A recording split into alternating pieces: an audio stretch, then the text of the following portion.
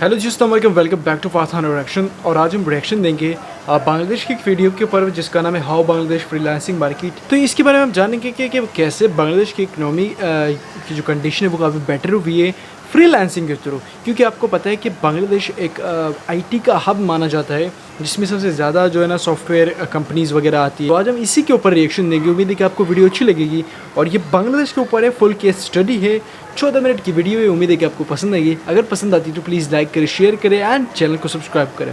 दोस्तों, आज की कहानी बांग्लादेश की, वही बांग्लादेश जो 1947 से पहले भारत का हिस्सा हुआ करता था और उसके बाद 1971 तक पाकिस्तान का।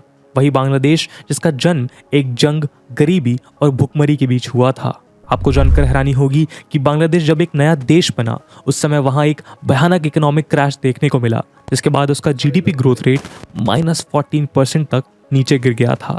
इंडिपेंडेंस के बाद बांग्लादेश की हालत देखते हुए यूएस के under secretary of state Alexis Johnson ने कहा था कि बांग्लादेश एक बास्केट केस है, यानी कि एक ऐसा देश जिसको हमेशा इकोनॉमिक स्ट्रगल का सामना करना पड़ेगा। न्यूयॉर्क टाइम्स ने तो एक बार ये तक कह दिया था कि बांग्लादेश सिर्फ और सिर्फ एक फेलियर है और उससे ज़्यादा कुछ भी नहीं, क्योंकि बांग्लादेश की पॉपुलेशन इतनी ज़्यादा थी और ना ही उसके पास कोई नेचुरल रिसोर्सेज थे। और ये तो आप भी जानते ही हैं कि नेचुरल डिजास्टर्स के साथ बांग्लादेश का कितना गहरा रिश्ता बना रहा है। लेकिन शायद बांग्लादेश हार मानने वालों में से नहीं था। दोस्तों, हाल ही में बांग्लादेश ने अपने जन्म के 50 साल पूरे किए हैं, लेकिन इन 50 सालों में और उसको सहन करने के बाद कितनी ताकत के साथ वो दोबारा उठा है, वो शायद ही दुनिया का कोई और देश कर पाया हो। चाहे फिर वो एक फुल फ्लेज्ड वॉर हो, नेचुरल डिजास्टर हो, मिलिट्री डिक्टेटरशिप हो, माइग्रेंट क्राइसिस हो, या अब ये कोरोना वायरस पैंडेमिक ही क्यों ना हो। बांग्लादेश पर जब भी मुसीबत आई है उसने हर बार उसका डटकर सामना किया है और वो हर बार पहले से भी ज़्यादा स्ट्रांग बनकर उभरा है। उदाहरण के तौर पर आज दुनिया की बड़ी बड़ी डेवलप्ड इकोनॉमिक सुपर पावर्स अपने यहाँ रेफ्यूजीज़ को रखने से डरती हैं, लेकिन आप जानकर चौंक जाएंगे कि बांग्लादेश जैसा छोटा सा देश दुनिया के सबसे बड़े रेफ्यूजी कैंप यानी कॉक्स बाजार रेफ्यूजी कैंप को अकेले चलाता है। खैर, बांग्लादेश की इकोनॉमी की भी कुछ ऐसी ही रिमार्केबल कहानी रही है। आज बांग्लादेश दुनिया की सेकंड फास्टेस्ट ग्रोइंग इकोनॉमी है। इसकी सक्सेस स्टोरी को कई एनालिस्ट एक चमत्कार बताते हैं। कुल एक दशक के समय में बांग्लादेश की जीडीपी ग्रोथ 7% के फिनोमिनल रेट से बढ़ी है। 2009 में $100 बिलियन की जीडीपी 2019 तक आते आते $303 बिलियन तक राइज की है। इसी दौरान देश में पॉवर्टी रेट 56% से 22% तक रिड्यूस हुआ है। और तो और विमेन एम्पावरमेंट और ग्लोबल जेंडर गैप इंडेक्स जैसे पैरामीटर्स पर बांग्लादेश यूएस जैसी एडवांस कंट्री से भी आगे है। यानी कि देश में पॉवर्टी को हराने के साथ साथ आज बांग्लादेश ने खुद के लिए प्रॉस्पेरिटी का रास्ता चुना है। हाल ही में बांग्लादेश ने अपने लीस्ट डेवलप कंट्री के टैक्स से भी छुटकारा पा लिया है। अब वो डेवलपिंग कंट्रीज के गुट में शामिल है। कई ग्लोबल फाइनेंशियल इंस्टीट्यूशंस अपनी प्रोजेक्शंस के चलते ये कह रहे हैं कि आने वाले कुछ सालों में बांग्लादेश दुनिया में सबसे तेजी से ग्रो करने वाली पहली इकोनॉमी बन जाएगी। तो कुल मिलाकर बांग्लादेश के अचीवमेंट्स की जितनी तारीफ की जाए उतनी कम है। लेकिन दोस्तों, जहाँ इतनी खूबियाँ हो वहाँ ऐसा नहीं हो सकता कि कोई कमी ना हो।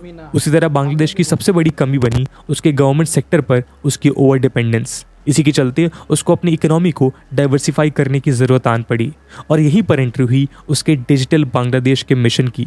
दोस्तों, पिछले कुछ सालों में पूरी दुनिया में एक रैपिड डिजिटलाइजेशन की लहर दौड़ी है, जिसकी बदौलत हमारी इकोनॉमी और बिजनेसेस भी बहुत तेज़ी से अपना रूप बदल रहे हैं। इसी के चलते आजकल फ्रीलांसिंग जैसे मिलेनियल प्रोफेशंस कई देशों में बहुत तेज़ी से रफ्तार पकड़ रहे हैं और बांग्लादेश उसका एक सबसे बड़ा और सबसे सक्सेसफुल एग्जाम्पल है। आगे की वीडियो में हम बांग्लादेश की बूमिंग फ्रीलांसिंग इंडस्ट्री के ऊपर चर्चा करेंगे। हम देखेंगे कि कैसे यह इंडस्ट्री बांग्लादेश और उसकी इकोनॉमी का रूप बदल रही है। आखिर में हम इस सेक्टर के कुछ मेन चैलेंजेस पर भी गौर करेंगे। लेकिन उससे पहले आइए फ्रीलांसिंग के बेसिक्स को समझने की कोशिश करते हैं। फर्स्ट सेंचुरी में हुए डिजिटल रिवॉल्यूशन ने पूरी दुनिया को एक इंटरकनेक्टेड ग्लोबल विलेज में तब्दील कर दिया है। कुछ एक्सपर्ट्स तो कहते हैं कि आज ह्यूमन बींग्स फिजिकल डिस्टेंस जैसे बैरियर्स को पूरी तरह से ओवरकम कर चुके हैं। आज हम दुनिया के किसी भी कोने में बैठकर खुद से हज़ारों मील दूर 7 समंदर पार बसी दुनिया के साथ आसानी से इंगेज कर सकते हैं। इसी के बदौलत आज ट्रेडिशनल मार्केट्स की तरह वर्चुअल स्पेस में भी गुड्स और सर्विसेज का व्यापार बड़ी आसानी से कर सकते हैं। जिन लोगों को प्रोडक्ट्स और सर्विसेज की तलाश है वो लोग यहाँ ऑनलाइन मार्केट प्लेस पर आकर उन लोगों को ढूंढते हैं जो अपने स्किल सेट और एक्सपर्टीज़ के ज़रिए उनको ये प्रोडक्ट्स या सर्विसेज प्रोवाइड करा सकते हैं। यानी कि ऑनलाइन मार्केट प्लेस बायर्स और सेलर्स को एक टाइम सेंसिटिव और एफिशिएंट तरीके से जोड़ने का काम करता है। इन्हीं मार्केट प्लेसेस पर फ्रीलांसिंग सर्विसेज का जन्म हुआ है। दोस्तों, फ्रीलांसिंग में एक स्किल्ड सर्विस प्रोवाइडर अपनी स्किल्स के मुताबिक टास्क ढूंढता है और उसको कॉन्ट्रैक्चुअल बेसिस पर एक टाइम फ्रेम के अंदर कंप्लीट करके अपने क्लाइंट्स को दे देता है, जिसके बदले उसको एक फिक्स्ड अमाउंट पे किया जाता है। और इसी तरह वो अपने टाइम, इंटरेस्ट और स्किल के बेसिस पर अपने लिए डाइवर्स क्लाइंट ढूंढ सकता है और उनको उनकी सर्विसेज प्रोवाइड कर सकता है। फ्रीडम, फ्लेक्सिबिलिटी और डाइवर्सिटी इन इकोनॉमिक मार्केट्स का की फीचर है। दोस्तों, ये तो डिजिटल फ्रीलांसिंग का कॉन्सेप्ट कुछ ही सालों पहले शुरू हुआ है, लेकिन जब से शुरू हुआ है तब से इसने पीछे मुड़कर नहीं देखा है। एक तरह से हम देख सकते हैं कि इंटरनेट की बदौलत आज हमारी लेबर मार्केट्स ऑनलाइन शिफ्ट हो रही हैं। आज डेवलप्ड कंट्रीज़ में बेस्ड बड़ी बड़ी कंपनीज अपनी एफिशिएंसी को बढ़ाने और अपनी कॉस्ट और रिस्क को कट करने के लिए अपने कुछ टास्क को आउटसोर्स कर देती हैं। आउटसोर्स यानी अपनी कंपनी का कुछ काम कंपनी के बाउंड्रीज के बाहर नॉन प्रोफेशनल स्किल्ड लेबरर्स से कराना, और इसी के लिए वो लो इनकम कंट्रीज़ के स्किल्ड लेबर्स को प्रेफर करती है। आज research, book editing, consultancy, computer programming, web design, legal work, medical transcription, tax preparation, content development, apps development, data entry, logo design और म्यूज़िक वीडियो प्रोडक्शन और ऐसे न जाने कितने हज़ारों एक्टिविटीज़ फ्रीलांसर्स को आउटसोर्स की जाती हैं। इस तरह का freelancing economic model emerging markets में ह्यूज अमाउंट्स में जॉब अपॉर्चुनिटीज़ क्रिएट करता है और इन टर्न ये उनकी इकोनॉमीज़ में भी बड़ा योगदान देता है। आपको जानकर हैरानी होगी कि एशिया फ्रीलांसिंग की सबसे बड़ी मार्केट बनकर उभर रहा है। एशिया में आज विश्व की सबसे बड़ी आउटसोर्सिंग मार्केट है और इस उभरती मार्केट में बांग्लादेश एक बहुत अहम भूमिका निभा रहा है। दोस्तों, पिछले कुछ सालों में बांग्लादेश भी दुनिया के साथ कदम से कदम मिलाकर चल रहा है। ग्लोबल डिजिटलाइजेशन और टेक्नोलॉजिकल डेवलपमेंट के चलते बांग्लादेश जैसी इमर्जिंग इकोनॉमीज भी डिजिटल इकोनॉमी की तरफ अट्रैक्ट होती हुई दिखी हैं। पिछले कुछ सालों में बांग्लादेश के डिजिटल सेक्टर में बहुत तेजी से डेवलपमेंट देखने को मिला है। उदाहरण के तौर पर अर्बन एरियाज में फुल इंटरनेट एक्सेस और फ्रीलांसिंग को प्रमोट करने के लिए गवर्नमेंट और नॉन गवर्नमेंट इनिशिएटिव्स ने इस डोमेन में बांग्लादेश का बहुत साथ दिया है। किसी भी कंट्री की इकोनॉमी में डिजिटलाइजेशन उनकी सर्विस इंडस्ट्रीज में इनोवेशन लाने के साथ साथ वहाँ एम्प्लॉयमेंट अपॉर्चुनिटीज भी क्रिएट करता है, जिससे कंट्री की इकोनॉमिक ग्रोथ बूस्ट होती है। ऐसी ही कहानी बांग्लादेश की भी है। ऑक्सफोर्ड यूनिवर्सिटी के ऑक्सफोर्ड इंटरनेट इंस्टीट्यूट के मुताबिक बांग्लादेश दुनिया को ऑनलाइन लेबर सप्लाई करने वाली दूसरी सबसे बड़ी कंट्री है। क्या आप बता सकते हैं कि फर्स्ट पोजीशन पर कौन हो सकता है? दोस्तों, अगर आप इंडिया कहने वाले थे तो आपका जवाब बिल्कुल सही है। जी हाँ दोस्तों, पूरे विश्व में 24% ग्लोबल फ्रीलांसर वर्कर्स हमारा देश इंडिया ही प्रोड्यूस करता है। बांग्लादेश 16% ग्लोबल फ्रीलांस वर्कर्स के साथ दूसरे नंबर पर है और वहीं यूएसए 12% ग्लोबल फ्रीलांस वर्कर्स के साथ तीसरे स्थान पर है। अलग अलग कंट्रीज फ्रीलांसिंग सर्विसेज के अलग अलग सेक्टर्स पर फोकस करती हैं। उदाहरण के तौर पर Indian freelancers technology and software development के फील्ड को डोमिनेट करते हैं, जबकि बांग्लादेशी फ्रीलांसर्स सेल्स और मार्केटिंग सर्विसेज के फील्ड को डोमिनेट करते हैं। UN convention on trade and development की रिपोर्ट्स के मुताबिक आज बांग्लादेश में लगभग 7 lakh registered freelancers global companies के लिए काम कर रहे हैं और ये हर साल देश में $100 मिलियन के फॉरेन रेमिटेंस जनरेट कर रहे हैं। जी हाँ, $100 मिलियन। ये सेक्टर देश की एनुअल इनकम में एक सिग्निफिकेंट पोर्शन कंट्रीब्यूट कर रहा है। फोर्ब्स के मुताबिक बांग्लादेश दुनिया में फ्रीलांसिंग से जनरेट होने वाली इनकम के पैरामीटर पर 8 पोजीशन पर है और इस सेक्टर से होने वाली इनकम 26% की तेजी से बढ़ रही है। यानी कि ये सेक्टर अनएम्प्लॉयड यंग पॉपुलेशन के लाइवलीहुड को इंश्योर करने के साथ साथ देश में large amounts of foreign reserves लाने का भी काम कर रहा है, जिससे एक न्यू बांग्लादेश की नींव रखी जा रही है। दोस्तों, वर्ल्ड विजन बांग्लादेश की रिपोर्ट के मुताबिक आज बांग्लादेश की 4.4 करोड़ की यूथ पॉपुलेशन में से हर 10 में से 1% अनएम्प्लॉयड है। हर साल बांग्लादेश की यूनिवर्सिटी से हज़ारों बच्चे ग्रेजुएट्स बनकर निकलते हैं, लेकिन उसमें से ज़्यादातर ट्रेडिशनल जॉब मार्केट्स में अपने लिए जॉब नहीं ढूंढ पाते। अगर उनको जॉब्स मिलती भी है तो वो उनके मन मुताबिक नहीं होती है, जिसकी वजह से देश में एजुकेटेड लोगों का अनएम्प्लॉयमेंट रेट एक्सपोनेंशियली बढ़ रहा है। लेकिन फ्रीलांसिंग अपॉर्चुनिटीज़ इस डायनामिक को पूरी तरह से बदल कर रख सकती हैं। बांग्लादेश जैसी यंग एजुकेटेड मार्केट के लिए फ्रीलांसिंग एक शानदार अपॉर्चुनिटी है, इस सेक्टर में लोगों को फॉर्मल ट्रेनिंग या सालों के एक्सपीरियंस की ज़रूरत नहीं होती। कुछ ही समय की ट्रेनिंग के जरिए अपनी स्किल्स को शार्प करके ये फ्रीलांसर्स एक ल्यूक्रेटिव इनकम सोर्स जनरेट कर सकते हैं। इतने ह्यूज पोटेंशियल के साथ ये सेक्टर कई कंट्रीज़ का अटेंशन अपनी तरफ खींच रहा है। जापान, यूएस और यूके जैसे कंट्रीज़ अपवर्क, फ्रीलांसर्स, फाइवर और बीलांसर जैसे प्लेटफॉर्म्स के जरिए अपने काम हज़ारों की संख्या में बांग्लादेशी फ्रीलांसर्स को आउटसोर्स करती है। सबसे खास बात तो ये है कि बांग्लादेशी विमेन उनके बाकी सेक्टर्स की तरह इस सेक्टर में भी अपने काउंटर पार्ट से ज़्यादा पीछे नहीं है। कई बार फैमिली की रिस्पॉन्सिबिलिटीज़ के चलते जो विमेन अपने करियर ख़त्म कर देती हैं, वो भी आज फ्लेक्सिबल प्लेटफॉर्म का एफिशिएंट यूज़ कर रही हैं। टाइम और ज्योग्राफी का कंस्ट्रेंट ना होने के चलते ये work from home sector women को अपनी तरफ और भी ज़्यादा अट्रैक्ट कर रहा है और आजकल तो ये उनके लिए ट्रेडिशनल ऑफिस जॉब से ज़्यादा प्रेफरेबल ऑप्शन बन चुका है। फाइनेंशियल एक्सप्रेस की रिपोर्ट्स के मुताबिक आज बांग्लादेश की विमेन फ्रीलांसर्स प्रोडक्टिविटी और क्वालिटी के पैमाने पर अपने मेल काउंटर पार्ट से ज़्यादा अच्छा परफॉर्म कर रही हैं और उनका काम इस सेक्टर को और भी ज़्यादा क्रेडिबिलिटी और ट्रस्ट प्रोवाइड कर रहा है। दोस्तों, जाहिर है इस सक्सेस में बांग्लादेश की वास्ट, यंग और strong human resource, low cost workforce, rapid digitalization और आईटी डेवलपमेंट जैसे फैक्टर्स ने एक अहम रोल प्ले किया है। लेकिन गवर्नमेंट सपोर्ट के बिना ये कर पाना नामुमकिन था।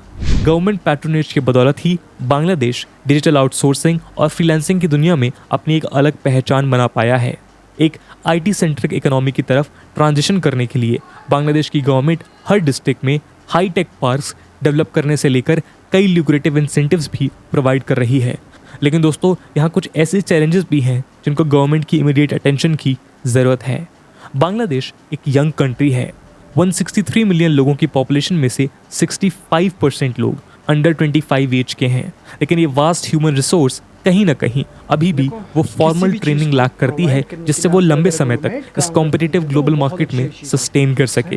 हालांकि ये सेक्टर उनकी सोसाइटी में बहुत तेज़ी से स्प्रेड कर रहा है, लेकिन हज़ारों यंग लोगों को इस अपॉर्चुनिटी को हार्नेस करने के लिए अभी भी प्रॉपर ट्रेनिंग और गवर्नमेंट सपोर्ट की ज़रूरत है।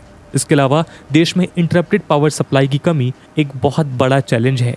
फ्रीलांसिंग वर्कर्स जैसे कि सॉफ्टवेयर डेवलपमेंट के लिए की जाने वाली complex coding high concentration demand करती है, लेकिन फ्रीक्वेंट पावर कट्स और उनसे होने वाली प्रॉब्लम्स एक एफिशिएंट वर्किंग एनवायरनमेंट प्रोवाइड नहीं कर पाती हैं। उसके अलावा अभी भी वहाँ लोग low cost per quality internet services को एक्सेस नहीं कर पा रहे हैं। कई लोग तो ब्रॉडबैंड कनेक्शंस होने के बावजूद उसकी पुअर स्पीड से परेशान हैं। रूरल एरियाज़ में ये प्रॉब्लम और भी ज़्यादा सीवियर है। इसके अलावा lack of easy payment system freelancers के लिए एक सबसे बड़ा चैलेंज है। खासकर फॉरेन क्लाइंट्स की पेमेंट के साथ डील करने के लिए बांग्लादेश का ट्रेडिशनल बैंक सिस्टम इफेक्टिव नहीं है। साथ ही साथ लैक ऑफ कैपिटल और IT infrastructure, shortage of training facilities और सोशल बैरियर्स इस सेक्टर की प्रोग्रेस में अभी भी एक बड़ा हर्डल बन रहे हैं। तो इस फोर्थ इंडस्ट्रियल रिवॉल्यूशन के चैलेंजेस को ध्यान में रखते हुए गवर्नमेंट को country branding, mobilization of funds, better internet connectivity और फॉरेन करेंसी अर्निंग के स्मूथ फ्लो जैसे फैक्टर्स को बूस्ट करना होगा। तभी सही मायनों में डिजिटल बांग्लादेश का एजेंडा पूरा होगा। दोस्तों, बांग्लादेश आज एक लीस्ट डेवलप्ड कंट्री के स्टेटस को छोड़कर डेवलपिंग कंट्री के ट्रांजिशन की जर्नी शुरू कर चुका है और उसके इस सफ़र में ये आईटी फ्रीलांसिंग सेक्टर एक बहुत क्रूशल रोल प्ले कर सकता है। अगर आज गवर्नमेंट वक्त रहते उनके वीक कार्ड्स पर ध्यान दे तो आईटी रिवॉल्यूशन बांग्लादेश के लिए गारमेंट रिवॉल्यूशन 2.0 का काम कर सकता है। शायद आपको पता हो या ना पता हो, किसी भी इंडस्ट्री को अगर आपने की कंट्री में लाना है तो अगर आपका गवर्नमेंट उसमें अच्छा रोल प्ले करे तो उससे और अच्छी बात नहीं हो सकती। मिसाल के तौर पर अगर मैं ये बात करूँ कि बांग्लादेश के अंदर अगर मोबाइलाइजेशन के लिए जो फंड्स रेजिंग होती है या जो मोबाइल के ऊपर पेमेंट अगर बाहर के क्लाइंट से हम ले सकते हैं, जैसे पेपाल हो गया, अगर पेपाल के ऊपर बांग्लादेश में पेमेंट लोग एक्सेप्ट कर सकते हैं या पाकिस्तान के अंदर, जैसे कि पेपाल पाकिस्तान के अंदर नहीं है, अगर पाकिस्तान के अंदर पेपाल आ जाए, गवर्नमेंट उसको लेके आए, सही है, गवर्नमेंट उसको लेके आएगी तो फिर क्या होगा कि हर कोई गवर्नमेंट की तरफ इंट्रैक्ट होगा और दूसरा वो अपने काम पे होगा। अगर आज बांग्लादेश के अंदर जॉब्स नहीं है, मिसाल के तौर पर बहुत सारे लोग ऑनलाइन काम करें, अगर जॉब्स नहीं है, ग्रेजुएट होने के बाद अगर आपको जॉब्स नहीं मिलती तो आप क्या करते हो, ऑनलाइन किसी फील्ड में घुसते हो, तो आपकी जो मैच्योरिटी है वो आगे लेवल तक जाती है। और दूसरे इसके अलावा आप क्या करते हो कि आप कोशिश करते हो और अच्छे से अच्छे फील्ड के अंदर जाने के लिए, और उससे आपकी जो है ना एक्सपीरियंस लेवल काफ़ी बढ़ते हैं और एक्सपीरियंस लेवल्स बढ़ने से आपका अच्छे खासे अर्निंग कर सकते हो जैसे कि फ्रीलांसिंग है, इसके अलावा यूट्यूब है, वीडियो प्रोडक्शंस है, बहुत सारी ऐसी चीज़ें जिस पे आप जाके बहुत ज़्यादा अच्छा अर्निंग कर सकते हो। बट बात क्या है, अगर उस चीज़ को कंट्री की गवर्नमेंट सही तरीके से प्रोवाइड करे आपको अच्छा इंटरनेट, मोबाइल के ऊपर पेमेंट वगैरह, बाहर के क्लाइंट से लेना देना, क्योंकि आपका जब भी देखो पाकिस्तान, इंडिया और बांग्लादेश के अंदर यही सेम प्रॉब्लम है। वो इंडिया में भी बहुत सारी जगहों पे, बहुत सारे बैंकों में जब आपके पास बाहर से कोई पेमेंट आती है तो सबसे पहले बैंक वाला पूछो कहाँ से आई भाई पेमेंट। अब आप मेरे साथ ये प्रॉब्लम काफ़ी बार हुआ है। जब यूट्यूब की कई सारी पेमेंट मेरे पास आती थी पहले, अभी तो खैर काफ़ी टाइम से नहीं आए। मसला क्या होता है, बैंक पूछते हैं किसने भेजी, भाई गूगल ने भेजी। गूगल ने क्यों भेजी है, अच्छा यूट्यूब चैनल है, पूरी हिस्ट्री जानेंगे फिर बोल देंगे यार। जैसे कि अगर सारे फंड्स पेपाल वगैरह आपके मोबाइल में ही आ जाए तो फिर क्या प्रॉब्लम होगी। यही चीज़ सेम जो है ना बांग्लादेश के अंदर आ जाए तो बहुत सही होगा और बहुत अच्छी डेवलपमेंट ये बांग्लादेश के लिए होगा और पाकिस्तान के लिए भी ख़ासकर होगा अगर इसको अपनी गवर्नमेंट लेके आए सामने। तो आज की वीडियो के लिए इतना ही, फिर मिलते हैं नेक्स्ट वीडियो में, तब तक के लिए अल्लाह हाफिज़।